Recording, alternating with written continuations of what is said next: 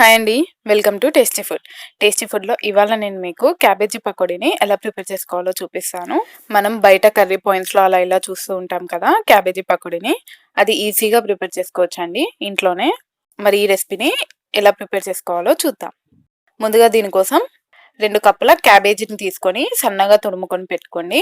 దీంట్లోనే కట్ చేసుకొని పెట్టుకున్న 2 పచ్చిమిర్చిని వేసుకోండి.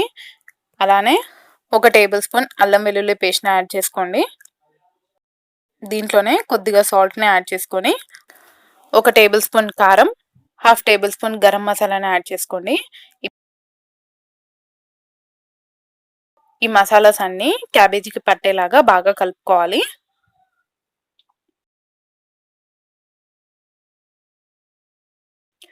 ఇలా మొత్తం మిక్స్ చేసుకున్న తర్వాత దీంట్లోకి అరకప్పు కార్న్ ఫ్లోర్‌ని యాడ్ చేసుకోండి. మీ దగ్గర కార్న్ ఫ్లోర్ లేనట్టయితే బియ్యం పిండిని కూడా యూజ్ చేయొచ్చు.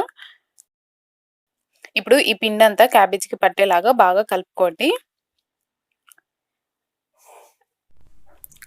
కొద్దిగా వాటర్‌ని యాడ్ చేసుకొని దీన్ని మొత్తం కలుపుకొని పెట్టుకోవాలి.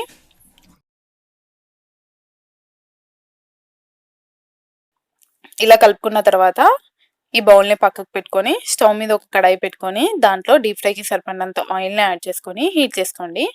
ఆయిల్ హీట్ అయిన తర్వాత మంటని మీడియం ఫ్లేమ్‌లో పెట్టుకొని మనం ప్రిపేర్ చేసుకున్న క్యాబేజీని ఈ ఆయిల్‌లోకి వేయాలి.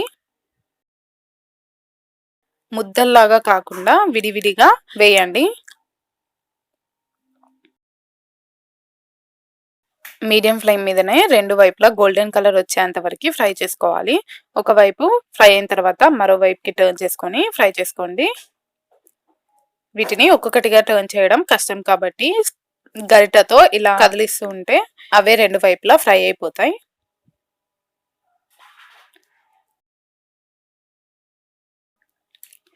ఇలా 2 వైపులా గోల్డెన్ కలర్ వచ్చిన తర్వాత వీటిని తీసుకొని ఒక ప్లేట్‌లోకి ట్రాన్స్‌ఫర్ చేసుకోండి.